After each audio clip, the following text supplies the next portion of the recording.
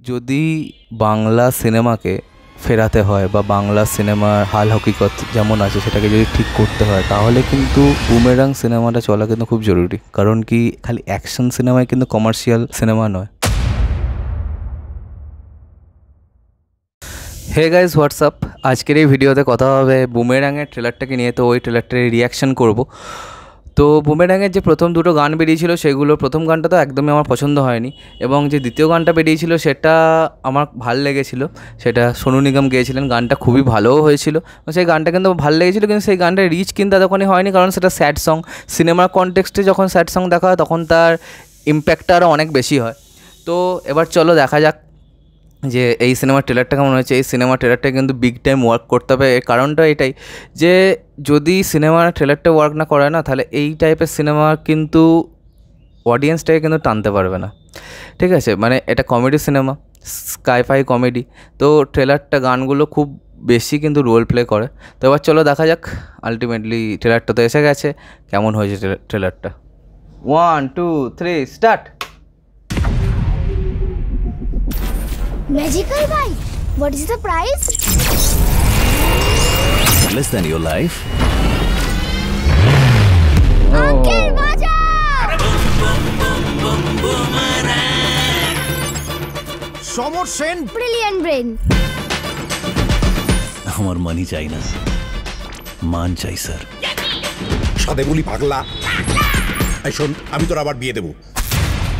সমরে নেমে সমর হারতে শেখেনি। বাহ, নাইস ডায়লগ।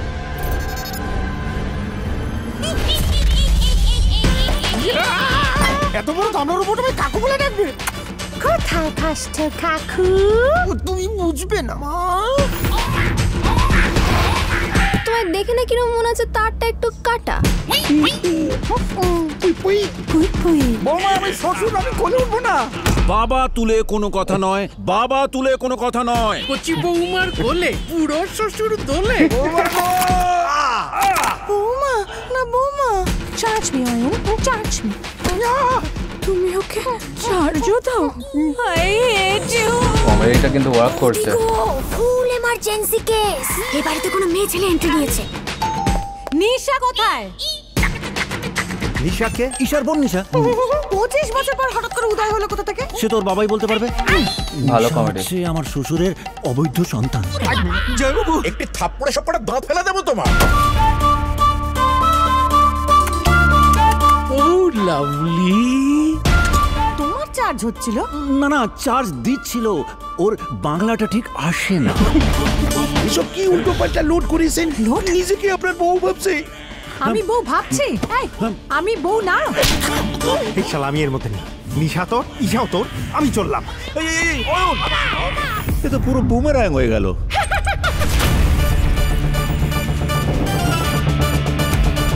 কে যে কার বউ, কে যে কার মেয়ে, কে যে কার বোন, আমি তো শালা কিছুই বুঝতে পারছি না। এই বয়সেও ছুটছে দেখো, যেন বন্দে ভারত। এই ঢিল মেরে থামিয়ে দিই। এই জন্যই তোদের কপালে ভালো কিছু জোটে না। ওর শ্বশুরের অবৈধ সন্তান, ওর সন্তান কি করে হয়? আমি কি করে বলবো? উপসি।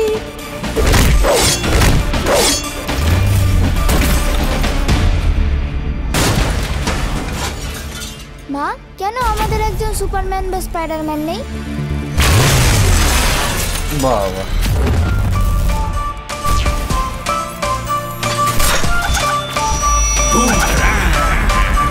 এইটাও একটা রোবট।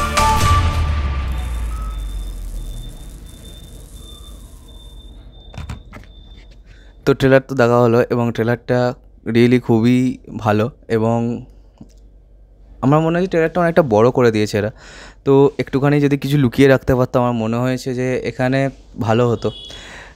এই যে লাস্টের যে হুক পয়েন্টটা দেওয়ার জন্য যে রোবট জিতটাকেও রিভিল করে দেওয়া, এইটা আমার কোথাও না কোথাও ভাল লাগেনি। তবে অ্যাপার্ট ফ্রম দ্যাট ট্রেলারটা কিন্তু খুবই প্রমিসিং হয়েছে। কমেডিগুলো ওয়ার্ক করছে। হ্যাঁ, বেশ কিছু কমেডিতে একটুখানি অসুবিধা আছে, কিন্তু কমেডি কিন্তু ওয়ার্ক করছে।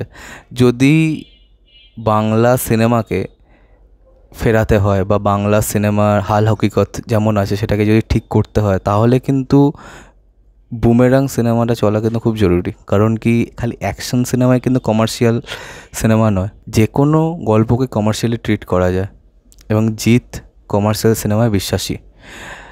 আর সেই জন্যই আমার মনে হয়েছে যে বুমেরাং সিনেমাটা কিন্তু চলা খুবই প্রয়োজন, একটা কমেডি সিনেমা হওয়া খুব প্রয়োজন, আউট অ্যান্ড আউট কমেডি, যেটা কমার্শিয়ালি ট্রিট করা হবে। এখানে আমরা স্কেল দেখে যেটা বুঝতে পারবো না, এটা তো রীতিমতো স্কেল প্রোভাইড করেছে, সেই দিক থেকে মানে কোনো কার্পণ্য কিন্তু এখানে দেখানো হয়নি। তো সেই ব্যাপারটা রিয়েলি কুল।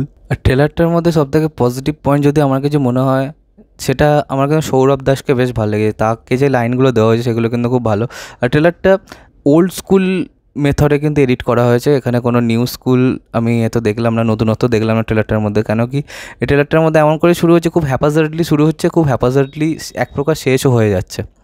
গোটা গল্পের লাইনটাই বেসিক্যালি আমরা বুঝে গেছি, কিন্তু তার ছাড়াও আমি এটা বিশ্বাস করি যে বেশ ভালো কমেডি এখানে থাকতে চলেছে। এবং বেশ কিছু লাইন্স যে বাংলাটাও ঠিক আসে না, বা বন্দে ভারত যাচ্ছে তো ঢিল মেরে থামিয়ে দিই, তো এই যে ব্যাপারগুলো, এই যে রিসেন্ট টাইমে যে জিনিসগুলো চলছে চারিদিকে মিম কালচারে, তো সেইগুলোকে তুলে ডায়ালগ বানানো, এটা কিন্তু খুব ভালো হয়েছে। তো আমার এই ট্রেলারটা হয়তো 10 on 10 লাগেনি, তবে অনেকটাই ভালো হয়েছে। আমি really looking forward for this film. তো এবার চলো দেখা যাক আলটিমেটলি সিনেমাটা কেমন হয়। তো আজকের মতো ভিডিওটা এখানেই শেষ করছি। কমেন্ট করে জানাও যে তোমাদের কী রিয়াকশন এই ট্রেলারটাকে নিয়ে, আর সাবস্ক্রাইবটা প্লিজ করে দাও যাতে আমার সাথে তোমাদের আবার দেখা হয়। Bye bye.